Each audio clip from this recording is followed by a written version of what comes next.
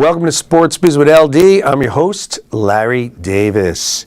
Late breaking news just as we're going on air live. Coach Steve Lavin is out at St. John's. Wow, I really didn't think this was coming.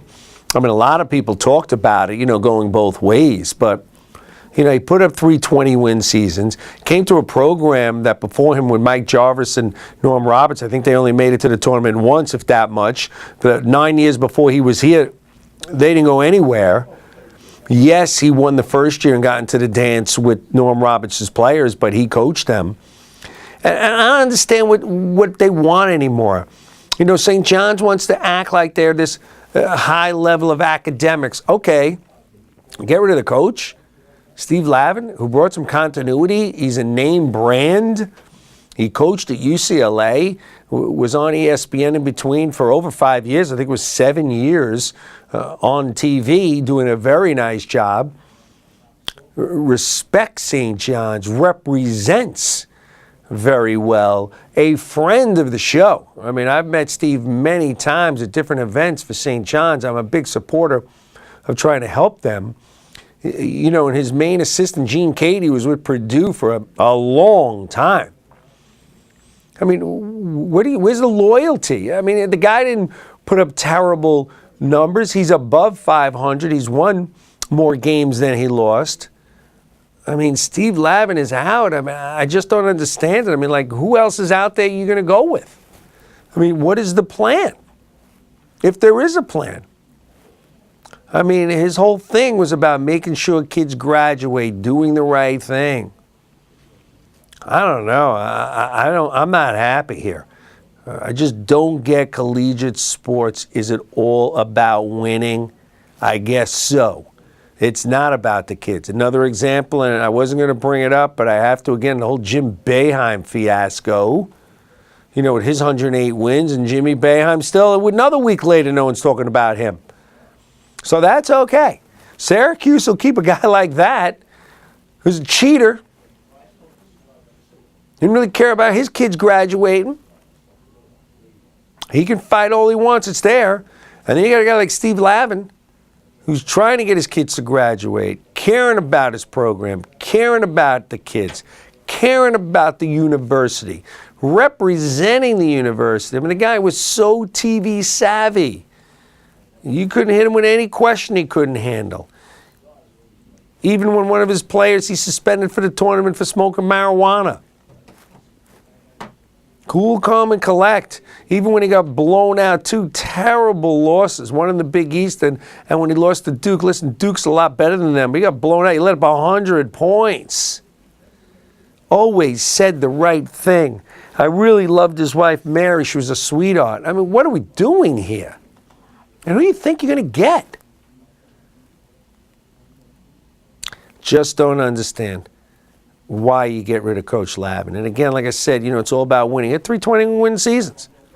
I know the expectations were, you want to bring St. John's back to national prominence the way Coach Carnesecca had it. I got it. It's not that easy. And especially when you're battling with, again, Syracuse, who's getting a lot of players. Go to Jim Boeheim, the great Jim Boeheim, the great cheating Jim Boeheim. Not happy with this move at all. I know as we speak, Andy's going to try to get Coach Lavin on. I've tried to get him on during the season. Things didn't work. But he's a fan of the show. He's a friend of the show. He's a friend of mine. I am not happy about this. Am I upset personally, financially for him? Absolutely not. Guys made tons of money. They all make tons of money. But that's not what it's all about. He was an excellent representative for St. John's University, not just the basketball program. Coach Lavin, Steve Lavin, St. John's, he's out. Who will be the next St. John's coach? When he came in, it was like a coup. Wow, you got Steve Lavin.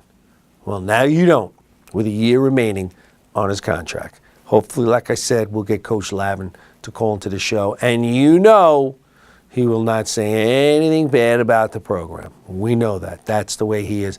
Wouldn't surprise me if automatically he's with ESPN and does some more, with Channel 2, CBS with the NCAA tournament and TNT and TBS, and jumps on there and they give him, something go back into the booth, because he's very, very good.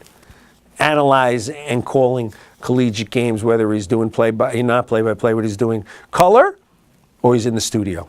Coach Lavin, out at St. John's. Let's talk about the Final Four last night. Kentucky.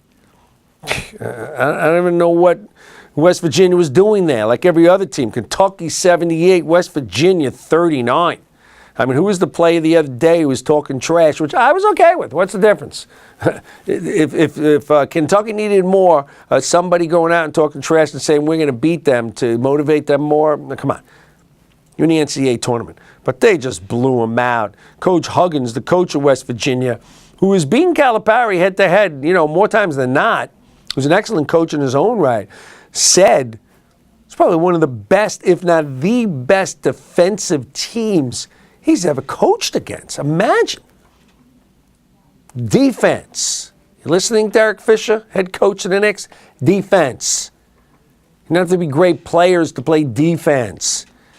Coach Calipari is looking like he's going to do an undefeated season and win the title. And why not? I've met Calipari a few times, Coach Calipari. Love the guy. You want to diss him because what? He recruits players and they go one and done and go into the NBA. What does that have to do with him? It's the kid's choice, the player's choice, not him. He's not saying, come play for me and then next year go into the NBA. The student athletes, supposedly, student athletes, that's the fun name there, figure out with their families what's the best way to go. I don't know. If I think I can be drafted in the first round of the NBA and I'm walking away with a guaranteed $1 million, I don't know. What do they graduate? What degree they're going to guarantee $1 million no matter what it is? Even if they graduate as a doctor, it's not guaranteed $1 million the first year, first 2-3 years. What does Calipari have to do with these one and dones? Just because that's what his players do? So? It's not like he can promise them anything, because they can do whatever they want. I don't know where all that comes from. Coach Calipari is just doing a great job. I don't know if the TV makes it, but he looks a little heavy too. Looks like he's put on a few pounds. He's eating well. Coach Calipari deserves all the accolades with this ball club. Deserve accolades as a great coach after he left UMass, did some things he wasn't supposed to do, left there. Went to Memphis, did a couple of things he wasn't supposed to do, left there. I've said it before on the show. I don't like when the coaches get to leave the program that they did bad things to. The program gets hurt. The players that are still there get hurt. And the coach gets to leave and go somewhere else. That, to me, is unacceptable. NCAA has to do something, but they haven't. And who knows if they ever will. But Coach Calipari does it again. Then you have Notre Dame, beats Wichita State 81-70. University of North Carolina, the beautiful powder blue, is out. Wisconsin and Kaminsky, the big boy, the power forward Kaminsky, does it again. Frank Kaminsky. Wisconsin 79, North Carolina 72. And then Arizona beats Xavier 68-60. So tonight, what we got is the first game is Gonzaga versus UCLA. Again, UCLA was a team that everybody said shouldn't even be in there. Well, they were in there. Now they're, got a chance in the Sweet 16. Then you have Louisville. Rick Pitino, one of the best coaches ever in all of collegiate sports, in basketball, just great. And then you have another great one, Krushelnyski, Mike, Coach K with Duke and Utah. That's another great one, another great coach. And then you have Oklahoma State against another great coach. Tom Izzo, it just knows how to coach in the dance. He knows how to coach in the tournament. You got 4 good games on tonight. So enjoy all those games. The Final Four is on its way. We are getting closer and closer to the Final Four. Let's move on. Let's talk a little baseball here. Let's talk about the Mets. So the Mets have announced that Bartolo Colon is going to be their opening day starter. It's not a bad choice from what they're thinking about. Like Matt Harvey said, even though this is not the reason, he won 15 games with a 4+ ERA. Guy pitched 200 innings. He did everything the Mets asked him to do. So now they're giving him the opening day start. Then they're going to go with the ROY, the Rookie of the Year, Jacob deGrom. The second game. And then the great Matt Harvey, who it looks like he is going to be the stud. You know, like Steven Strasburg had the same surgery, the Tommy John surgery, and before it, he was the stud. He's not the stud afterwards. So let's see if Harvey can go back to what he was and be the stud. And then let's not forget Jose Fernandez with the Marlins was just like Harvey. Another stud who's got Tommy John surgery. I think he's coming back in May. And then they had said, a lot of people were talking about that Matt Harvey's pitching the third game because the Mets want to sell tickets. Okay, so what's the problem? It's a business, isn't it? So what's everyone's point? That's a problem? What, if Jacob deGrom, who pitched last year, I don't know if everyone recalls, Matt Harvey did not. deGrom was a Rookie of the Year. What's wrong with that? So, Matt Harvey pitching the third game. Deservedly so. He's going to be the kind of pitcher that the day of the game, like when the Mets had Pedro, and probably the Yankees with Tanaka, the way he just is such a great pitcher if he continues. We'll talk about him in a minute or so. That Matt Harvey's going to sell tickets. So, and then they asked Sandy Alderson a day or two later, and he pretty much laughed and said pretty much yes. Again, what's the problem? Again, this is why this is a sports business show. Because it's not about sports. It's about business first, sports second. And so the Mets are going to have Cologne, deGrom, Matt Harvey, John Neese, their only lefty, and then with Zach Wheeler being out for the season, Dylan G will be the number 5 starter. Noel Syndergaard sitting in AAA in Vegas. Steven Matz, the lefty, coming back from Tommy John surgery. Also had Tommy John a couple years ago, who everyone's talking about. Also there. Mets got talent. The Mets still don't have a closer. You know, Bobby Parnell, who had his Tommy John surgery, they're saying should be back in May. So, you know, hopefully he can take over those duties. But, you know, I don't think the whole closer thing is what it used to be. You know, there's only one Mariano anyhow. So guys have a good season. Do they do it back-to-back? Pretty much the only other guy who's pretty solid besides David Robinson, the ex-Yankees, now with the White Sox, is Craig Kimbrell over with the Braves. Very, very good. Very, very consistent is really the word there. You know, relief pitching is consistency because you're only coming in for one inning. You know, you like that in your starters, but they got to go a lot more, 6, 7, 8 innings. You know, consistency, one inning, come in, throw the ball, that's what you need. That's what you got in those guys. So that's what the Mets have. You know, let's move over to the Yankees. And first, let's talk about their pitching staff. So let's talk about Betances, who everyone's talking right now in spring training. He's got 4 or 5 miles off his fastball. It's not there. You know, his stats in spring training, I don't have in front of me, are not good. And it's interesting, I think that if he had these stats in spring training last year, he might have made the big club and wouldn't have had the most dominating year, if not the most dominating year in baseball history. He was 5-0, 1.40 ERA, 70 games, 90 innings, 135 strikeouts, and only 24 walks. Are you kidding me? You know, so listen, if he doesn't get back to where he was last year, that's a major problem for the Yankees. Because the Yankees would pencil him in to be, and Andrew Miller, the lefty, to be the 1-2 combo or 1A, 1B, or 1AA, you know, to close. And if Betances doesn't have the year he had last year, which is hard to do again, and he's not looking that good now, the Yankees were thinking this is the best part of their bullpen. And I had said, you know, a month ago on the show, 2 months on the show, I would have signed Robinson.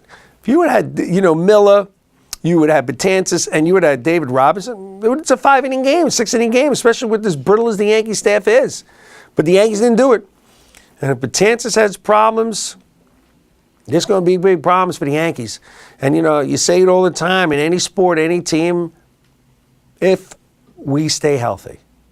And the Yankees, if they stay healthy, to me, have one of the most talented teams in the American League East. Let's not get crazy in baseball, but the American League East. And what the Yankees are spending over $210, $220 million, it's a joke what they're spending. But that doesn't really matter here because they're the Yankees. But if Betances doesn't do what he did last year or come close to that, wow, the Yankees are in big, big trouble. And round out the staff with the Yankees, you have Masahiro Tanaka, which I'm sorry, he's a pitch away from being done. The Yankees are just fortunate so far it hasn't happened, but it's going to happen. Nobody, when they're that close and supposedly everyone's talking Tommy John surgery, doesn't end up not having it. It's a shame. What a dominating pitcher he was, but he's going to end up having Tommy John surgery, or be, doing something this year, and they're going to say he's going to have it. Then you got CC Sabathia coming back with the bad knee. He put more weight on, saying he pitches better with that. I can't see that helping the knee, but listen, CC deserves the right. He's a great pitcher. He's been great his whole career, and he's just going to be another Yankee. 2-3 years, they'll pay him $25 million a year. He's not going to do anything. He's going to have a 4.5 ERA, which I'm sorry, you don't tell me American League's acceptable. It's not your ace.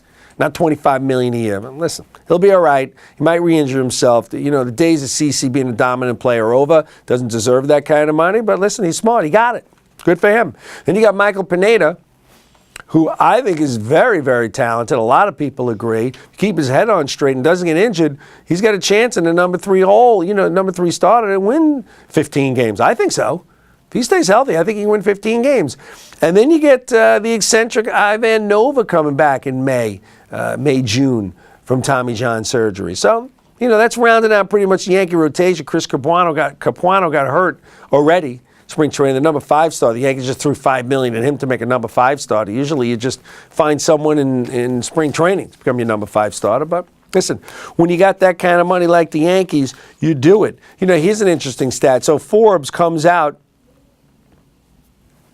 with what franchises are worth the most. And look at that. With the Yankees not going to the playoffs 2 years in a row. Last year, the Yankees were worth $2.5 billion. Again, not making the playoffs. Not people talking about the Yankees the way I always do. Jeter is gone. Nobody is there. And Forbes has them going up $700 million. They were $3.2 billion. The Yankee revenue last year was $508 million.